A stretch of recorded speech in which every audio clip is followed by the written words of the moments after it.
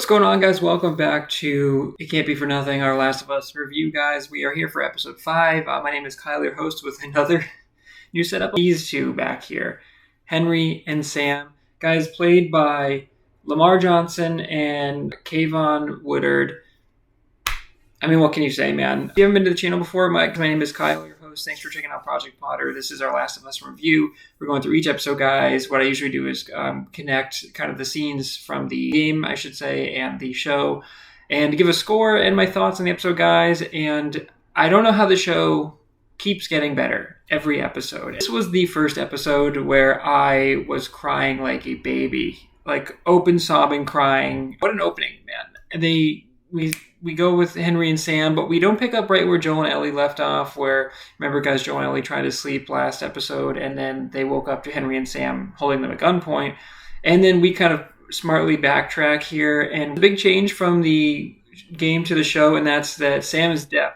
And I think that was a really impactful choice and really smart. Kayvon, who plays Sam, is deaf in real life, and so that was obviously like a seamless transition there, but man, the two of them just were so good. They were so loving, and they really did play like brothers and kind of like that father-son dynamic. But I just loved it, dude. And I love how we saw their journey, and we see them with that man in the beginning, who I think is the sniper from the later on in the episode. I'm not sure. Henry, he's like, hey, he's scared because you look scared. And then Henry like takes that to heart. And he's like, I'm not scared. And this episode is about being scared. And this episode is about love, as the series is. He lived there for 10 days. And he's like, man, this room is a little ugly. And he gives Sam the crayons. And he colors everything, guys. It's so beautiful. And I love how they are expertly using the Last of Us score. Like every like sentimental moment, it's like that little like guitar riff, and it's just so good. But I love how we saw Henry and Sam when we spent time with them, and then they're like, look, we have to go. You know, it's been 10 days and he's not coming back. And I love how Sam is like, did they kill him? And Henry is straight up with him, and he just says probably yes. And it's sad. And man, the two of them were just so incredible, dude. And I just, again, I don't understand how the show keeps getting better and better and better. Henry sees Joel kill the guys who ambushed him, and he's kind of surprised, and so they track him down, and they, you know, eat a meal together, and then they kind of have these nice moments. They talk about their plan, how they're going to escape, and they, you know, they need to go through the city, and Henry's like, let us help you, and you guys help us escape. We find out that Henry is the one who killed Kathleen's brother, which is why she's after Henry, so that makes sense. I didn't love Kathleen in this episode, guys, but obviously she gets her comeuppance at the end there with a child clicker that jumps onto her face and eats her. Whole part where they go under the tunnels, and I love how like Sam is writing on like basically like an Etch-a-Sketch. I don't know, it's like really cool how it like flicks up to like erase the thing. It's like digital paper basically, but I thought that was a really like simple yet very crucial piece of technology, I guess, that, you know, helps them communicate. And I thought Bella Ramsey with Kayvon was so good. I thought she was so sweet, and she was like an older sister, and she was having fun, and, you know, it kind of brings out the kid in Ellie, and it was great, dude. And I love how they go down. We see the picture of Ish, which is amazing. The whole side section there. So I don't know if we're getting an episode about Ish, or if they just do that little shot. But I mean, once again, guys, it's just shot for shot. They go in the tunnels, and there's these beautiful paintings of like a kindergarten, and it's actually so sad because, you know, all of these people perished, and they have the house rules, and everything is on there, and it's so great. And I can't believe that they just masterfully went in and recreated everything. And I think I would know by now, because like it's been 4 episodes of excellence so far, and this 5th one, and it's just like, wow, I just can't believe that the show is what it is. I can't believe how great it is. And I know I say this every week, guys, but like the show is getting better and better, and I've already been giving out 10s left and right, and it's already been incredible. And we had the Bill and Frank episode, and then like last week's was really good, and just insane to me that the show, number 1, exists, and number 2 is as great as it is. And it's like just making me want to play Last of Us Part 1. I was thinking like, are they going to stick to the story for this one, or are they going to change it like they did with Bill and Frank? And I'm really glad that they stuck to it. But man, it is actually, before we get to the end, guys, how insane is that scene at the end? We get the bloater finally, which I don't know why they showed the previews that way, because that would have been a really awesome reveal, but the bloater looked amazing. But my favorite scene possibly of the series so far, guys, was just in terms of like spectacle, in terms of like epic awesomeness, dude. When the truck goes down there, like, Kathleen's like, hey, Henry, end of the line. I was like, okay. And she's got him and he's got his hands up. And I was like, I'm thinking to myself, like, what's going to happen? And in the game, I remember like, okay, well, there's clickers that come, but they come in kind of slowly. And then the trucks come in and they're pretty faithful to that. But guys, the trucks are already there and truck go down. And I'm like, oh, that's probably like the bloater, like pulling it down. I was not expecting what we got, which was just one of the coolest things I've ever seen. When they all erupt out of that pit, dude, that was unbelievably cool. Like, that was insane, dude. I was like, oh my God, I had full chills.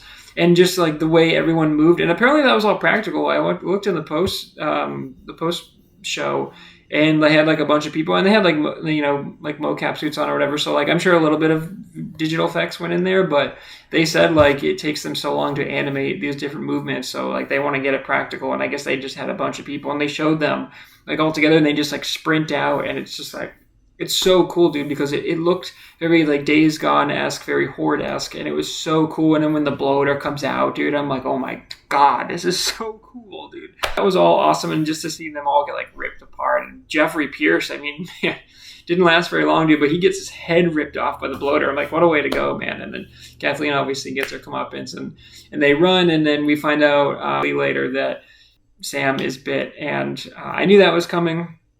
And I was wondering, are they going to change it? And I was like, I hope they don't change it, because it hits so hard that I'm like, this is the one piece that I want them to keep. Although Henry and Sam were so great that I was like, it's so sad that we only got them for one episode, just like Bill and Frank. But this was the part of the story that needed to be told. And as much as I really loved the Bill and Frank change, I think they would have gotten some backlash if they changed this part. For fans of the show that knew exactly what was going to happen. But the little part that they did twist, though, is that's really, really sweet scene where they're in the room. And it's so weird watching this, knowing what's going to happen, or, knowing the game, because I was just watching this like with a heavy heart and just like waiting to cry. And when Ellie says like, my blood is medicine, she shows him the bite, and like she's like, holy shit. And she goes, wait, my blood is medicine. And she cuts her hand and then smears the blood on his cut, thinking it's going to work. That was so sweet, dude. And it's like so nice to see that Ellie isn't just like a crazy psychopath that we were kind of leaning towards a little bit when she's like, cutting open the clicker or the runner last episode. And it's like, this Ellie has been very dark, but we see a lighter side of Ellie, and she really gets along with Sam. And it's weird because I think she just falls asleep. But, when he says like, stay awake with me, and he says, like, are you still the person you are inside, even when you turn into a monster? Like, oh my God, dude, that's so sad. I knew he was going to turn, and, I knew that he was going to attack Ellie. And I'm pretty sure in the game, Joel ends up shooting Sam. And even more tragically, dude, Henry's there, and they both go over, and they know it's like a split-second decision, and Ellie's in danger. And, like, Joel goes to save Ellie, and then, like, Henry shoots him in the foot, or like shoots near his foot to like tell him to like stay back, and then he makes a split-second decision, and he shoots his brother and kills his brother. And I think he told Joel earlier in the episode like he's never killed anyone, because Joel's like, you're armed, and he's like, I've never killed anyone. He's like, that's the closest I came when I pointed the gun at Ellie's head. So it's so sad, dude, that Henry's first kill is his brother. And then immediately after, dude, when he turns the gun on himself and kills himself, Pedro Pascal say Henry no, just in the same way that Troy Baker says it as Joel in the game. When I knew it was happening. Can you guys see this? I can't really see it. I got goosebumps.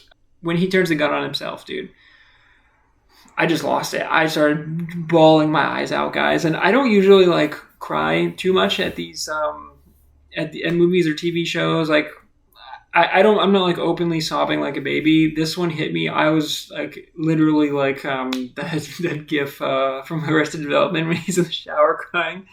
That was me. As soon as Henry killed himself, dude, because I felt it.